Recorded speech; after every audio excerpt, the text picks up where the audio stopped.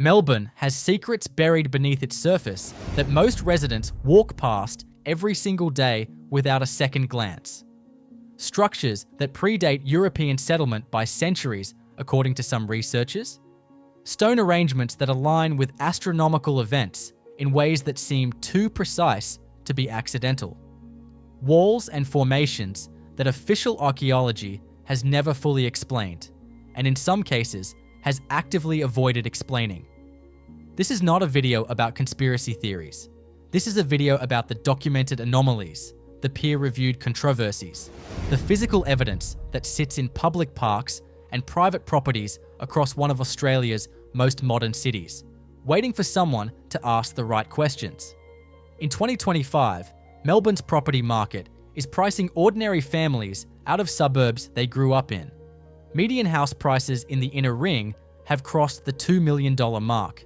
People are moving further out, discovering parts of Greater Melbourne and regional Victoria that the real estate industry has not yet fully absorbed. And in those outer suburbs, on those forgotten hillsides and creek banks, some of the most puzzling ancient structures in the country are sitting quietly in the long grass, unlabeled and largely unexplained. 10 of them are on this list. Some you can visit this weekend. Some are on private land that their owners would rather not have discussed. All of them will change how you think about the ground beneath this city. If you want more content that looks at Australia without the filters, subscribe right now and hit the notification bell. We cover what the mainstream overlooks. Now let us get into it. Number 1.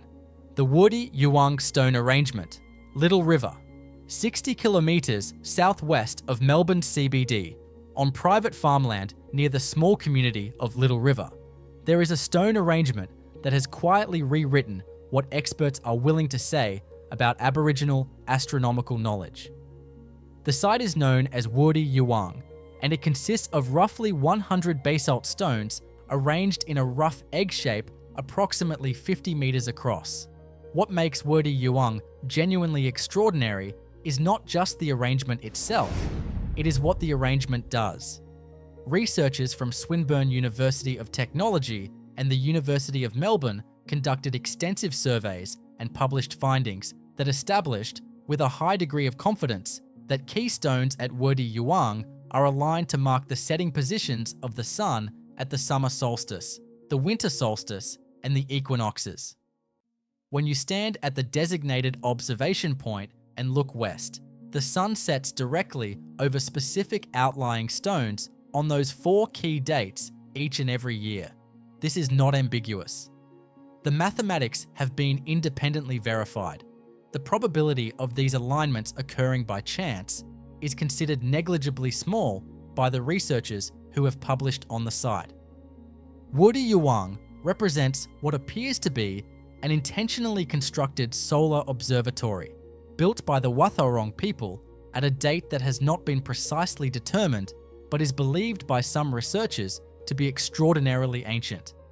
Some estimates place construction at several thousand years before European settlement. Others have suggested the alignment geometry is consistent with a date significantly older, based on calculations that account for the gradual drift of the Earth's axial tilt over millennia. If those calculations are correct, Wurdi Youang may be one of the oldest known astronomical observatories on the planet, predating Stonehenge by a margin most people would find genuinely difficult to absorb. The site is on private property and not publicly accessible. It is managed in partnership with the Wathaurong Aboriginal Cooperative.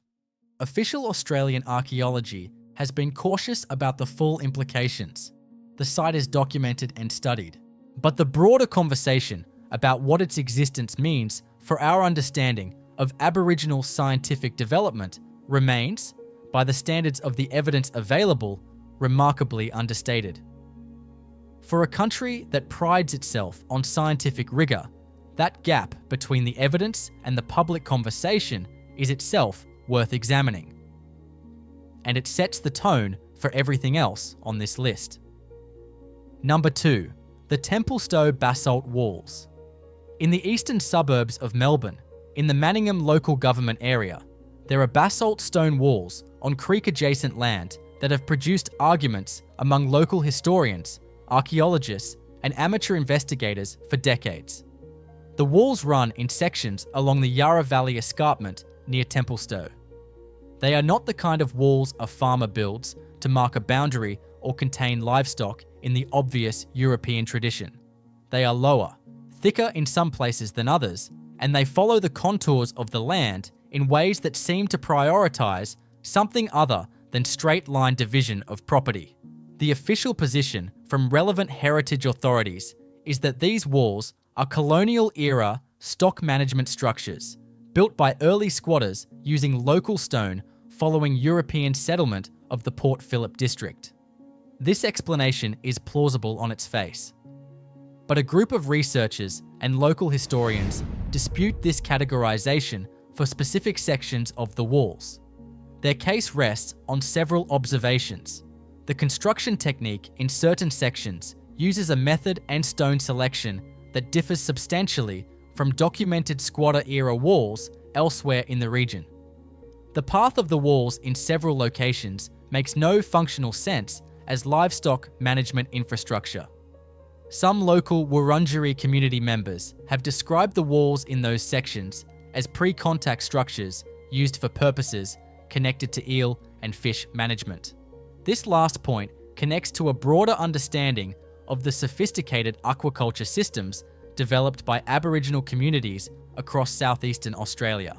The Budgebim cultural landscape in Western Victoria, now a UNESCO World Heritage Site, preserves the remains of one of the world's oldest known aquaculture systems, built by the Gunditjmara people to farm short-finned eels at an industrial scale. That system is dated to at least 6,600 years ago. The possibility that stone walls in the outer eastern suburbs of Melbourne might incorporate elements of a much older aquaculture tradition has never been fully investigated with the rigour the question deserves. Heritage listings have focused on colonial significance. Pre-contact assessment of these specific sections has remained limited. What remains is a set of structures carrying an unresolved question about their origin, sitting inside an official explanation that not everyone who has studied them finds entirely convincing. Number 3. The Organ Pipes National Park Formations. 20 kilometres northwest of Melbourne's CBD, the Organ Pipes National Park preserves one of the most visually striking geological features in the greater metropolitan area. The Jackson Creek has cut through layers of ancient basalt to expose vertical columns of rock that rise from the creek bed in formations resembling, with genuine accuracy, the pipes of a cathedral organ.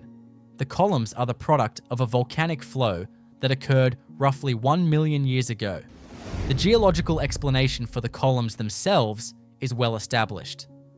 What is less established is the human activity associated with these formations across an extended period of time.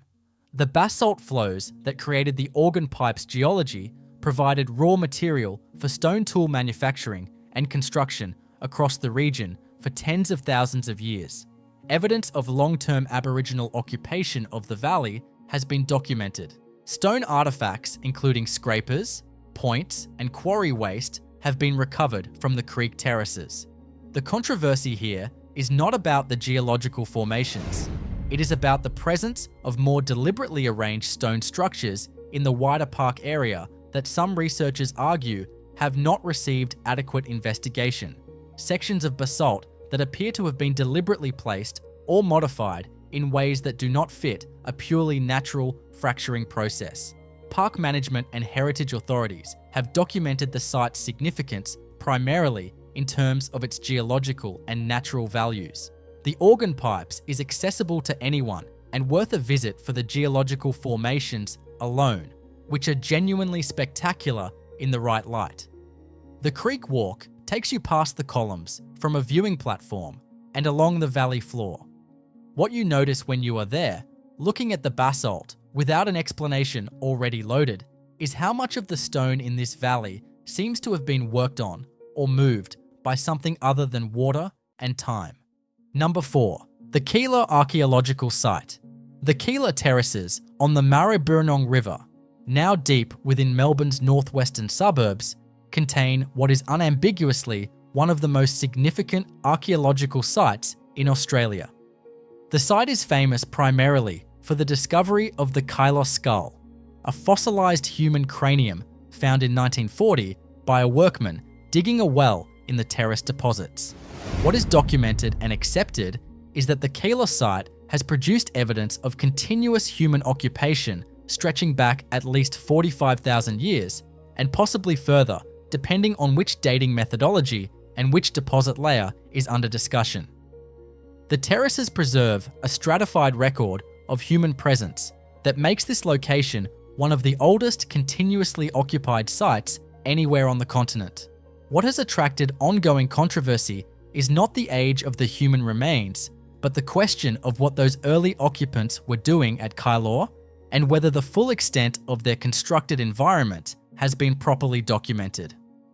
Concentrations of worked stone and what some researchers describe as deliberately arranged stone features have been identified in terrace deposits that predate any category of structure typically discussed in Australian archaeology. The site has been progressively covered by suburban development across the decades since its initial discovery. The Keilor Plains are now a landscape of housing estates, arterial roads, and industrial precincts. The excavations conducted in the mid-20th century were carried out with the methods and priorities of their time, which did not include the spatial analysis of stone arrangements. The deposits that might have answered more specific questions are in many cases gone beneath concrete, tarmac, and the foundations of houses that people are today buying for prices that would have seemed fictional to the people who first studied this site. Number 5. The Dandenong Ranges earthworks. In the forested hills of the Dandenong Ranges east of Melbourne, researchers have documented features across several catchments that do not fit the expected profile of natural landscape formation or European-era land use. The ranges receive high annual rainfall and support dense forest, conditions that favour the gradual obliteration of surface evidence over time. This makes the persistence of any pre-contact earthwork in this environment significant in itself. The features include modified drainage lines in gully systems, terrace-like formations on hillsides, at elevations that were not farmed by European settlers, and what appear to be deliberately constructed earth mounds in locations without an obvious natural explanation. The Wurundjeri people, whose country the Dandenong Ranges form part of, have oral traditions relating to the careful management of water, forest, and movement routes across this landscape. The physical evidence of that management, expressed as modifications that persist 2 centuries after the disruption of traditional land use, is not something mainstream archaeology has comprehensively surveyed in this area. Ground-penetrating radar, aerial LiDAR mapping, and systematic on-ground survey have transformed archaeological investigation of similar landscapes elsewhere in Australia and around the world. At the Dandenong Ranges, that level of investigation has not been applied to the earthwork anomalies that field researchers have documented. What researchers working in adjacent areas have established is that the management of the forest landscape by Aboriginal communities in southeastern Australia was far more intensive and deliberate than the official post-settlement narrative of untouched wilderness ever acknowledged. Number 6. The Plenty River Stone Channels. Following the Plenty River north from its confluence with the Yarra River takes you through a green corridor running through Melbourne's northern and northeastern suburbs. Along sections of the Plenty River and its tributaries, investigators have documented stone channel formations that bear a structural resemblance to the aquaculture systems documented at Budj Bim in Western Victoria. The channels are not as extensive or as clearly defined as the Gunditjmara eel farming infrastructure at Budj Bim, but the structural logic is similar. Basalt stones arranged to direct water flow, create pools, and manage the movement of aquatic life along specific sections of the creek system. The relevant question is whether these represent the remnants of a Wurundjeri aquaculture system of the kind that oral tradition describes as having been present along watercourses in the Port Phillip Basin. Documentation of these features has been conducted primarily by researchers outside the mainstream archaeological establishment, including members of the Wurundjeri community and independent investigators working from a knowledge base that combines traditional ecological knowledge with field observation. The results of their work have been shared in community contexts and in a small number of published reports, but have not generated the kind of formal archaeological investigation that would produce a definitive assessment. The Plenty River Corridor is a public green space accessible via walking and cycling trails. What you will see, if you look carefully and know what you are looking for, are sections of the bank where the stone does not sit entirely naturally, where the placement has a logic to it that water movement alone does not fully explain. Whether that constitutes evidence of a pre-contact aquaculture system or is something else entirely is a question that deserves a proper answer. At present, it does not have one. Number 7. The Werribee Gorge stone arrangements. Werribee Gorge State Park, roughly 60 kilometres west of Melbourne in the Bacchus Marsh area, preserves a deep river gorge cut through ancient granite and sandstone. The park is known primarily as a rock climbing destination. It is less known for the stone arrangements that investigators have documented in the gorge margins and on the plateau above the western rim. The arrangements take several forms. Cleared circles on the plateau's surface where stone has been deliberately moved. Linear stone alignments running for distances that preclude a natural explanation. Cairn-like features at elevated points with clear sightlines across the valley and toward distant landmarks. Similar arrangements have been documented across the volcanic plains and ranges of Western Victoria in a pattern that some researchers interpret as an interconnected network of ceremonial and navigational infrastructure maintained by Aboriginal communities for thousands of years. The arrangements at Werribee Gorge may be nodes within that larger network, positioned to take advantage of the gorge's visual and acoustic properties. The park is open to visitors, and the main gorge walk is well maintained. Getting to the plateau formations requires local knowledge and a willingness to move off the marked trail. What the park's official interpretation materials say about the stone arrangements is considerably less than what the physical evidence, looked at carefully, seems to suggest. That gap between what is signposted and what is actually present in the landscape is, by this point in this list, a familiar pattern. Number 8. The Sunbury basalt platform features.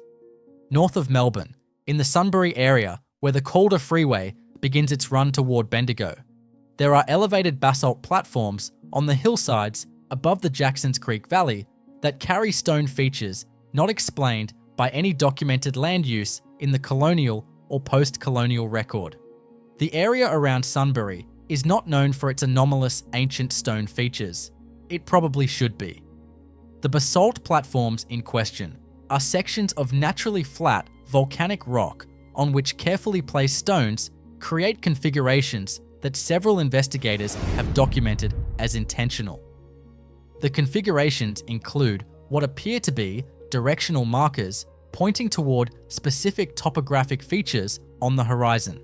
Similar features have been documented by archaeologists working in other parts of Victoria as navigation aids used within traditional land management and movement systems. What makes the Sunbury features interesting beyond their individual characteristics is their location within the Jacksons Creek corridor, which represents one of the natural travel routes connecting the coast at Port Phillip Bay with the volcanic plains of the interior. This corridor has been used by people moving across this landscape for as long as people have been in this part of Australia. The features on the basalt platforms may be physical markers laid into the landscape to guide that movement across generations of use. The documented heritage significance of the Sunbury area focuses primarily on its importance to the Wurundjeri people as a gathering place, consistent with oral tradition and some physical evidence. The specific basalt platform features have not received systematic archaeological investigation. Number 9. The Point Nepean earthworks. At the very tip of the Mornington Peninsula, where Port Phillip Bay meets Bass Strait, Point Nepean National Park preserves a headland that carries layers of history from different eras. Most visitors come for the views and for the military fortifications built from the 1880s onward. Beneath and alongside those colonial era fortifications, investigators have noted earthwork features that predate the military occupation of the site by an indeterminate period. The features include subtle terrace formations on the seaward slopes, cleared areas surrounded by low stone and earth borders, and what appears to be a modified drainage system on the western flank designed to direct fresh water toward a specific collection point. The headland's strategic position at the entrance to Port Phillip Bay made it a site of obvious importance for Aboriginal communities managing access to the bay's extraordinary food resources. The bay historically supported vast populations of shellfish, fish, and migratory birds. Controlling or monitoring the bay entrance from Point Nepean would have been significant for communities whose economy depended on those resources across thousands of years. The military occupation of Point Nepean from the 1880s through the 20th century involved substantial earth-moving and construction that has obscured, and in some areas destroyed, earlier surface evidence. What remains sits in the margins of the military landscape. Parks Victoria manages Point Nepean, and its interpretation focuses on the military and maritime heritage of the site. The pre-contact earthwork features visible in the park margins have not been the subject of a published archaeological investigation. For a headland this historically layered, that absence is striking. Number 10. The Mount William Stone Axe Quarry Complex. North of Melbourne, near the town of Lancefield, the Mount William Stone Axe Quarry represents one of the most significant and extensively documented pre-contact industrial sites in southeastern Australia. The quarry was used by Aboriginal communities for at least 10,000 years to extract a specific type of greenstone that produced axe heads of exceptional quality. These axes were traded in networks extending across hundreds of kilometres in every direction from the quarry site. What elevates Mount William beyond the category of a well-documented archaeological site is the nature of the quarrying operation itself. The scale and organisation of the extraction activity, the evidence for standardised production techniques, and the infrastructure associated with the quarry complex indicate a level of industrial organisation that sits in uncomfortable tension with the standard characterisation of pre-contact Australian technology. The quarry system involves not just the extraction pits themselves, but associated earthworks, processing areas, and what appear to be ceremonially significant modified landscapes, creating a complex of interconnected features extending across a considerable area. The full extent of the complex has not been comprehensively mapped using contemporary survey methods. Mount William is protected as a registered Aboriginal cultural heritage place. But the documented record of the site tells a story of organised, large-scale, technically sophisticated industrial production operating continuously for a period of time that makes most ancient structures discussed anywhere in the world look recent by comparison. The failure of the public conversation to fully integrate what Mount William represents is not a failure of evidence. It is a failure of imagination, or perhaps a failure of will to sit with the implications of what that evidence actually means. 10 structures, 10 questions without complete answers. The pattern across every location on this list is the same. Physical evidence that exceeds what the official narrative of Australian prehistory has been designed to accommodate. official assessments that focus on the elements most easily explained. Research conducted at the margins by people whose conclusions make the mainstream uncomfortable. Greater Melbourne sits on top of one of the oldest continuously occupied landscapes on the planet. The people who lived here before European settlement were not primitive inhabitants waiting for civilization to arrive. They were the engineers of sophisticated aquaculture systems. They built solar observatories. They quarried and traded industrial quantities of tool-grade stone across continental-scale exchange networks. They modified the hydrology of river systems, managed forests, and marked their landscape with navigational and ceremonial infrastructure that, where it has been studied honestly, consistently exceeds the expectations built into the colonial assumption that nothing of significance preceded European contact. The houses being sold in the suburbs that surround these sites carry prices driven by proximity to cafes, train stations, and school zones. The ancient structures beneath and around those suburbs carry no price. They are simply there, in the parks and along the creek lines and on the basalt platforms above the freeway, waiting for more people to ask what they actually are. If this changed how you see the ground beneath Melbourne, leave a comment below. Tell us which site surprised you most. Subscribe for more content that takes Australia seriously, the whole country, the whole history, without filters. We will see you in the next one.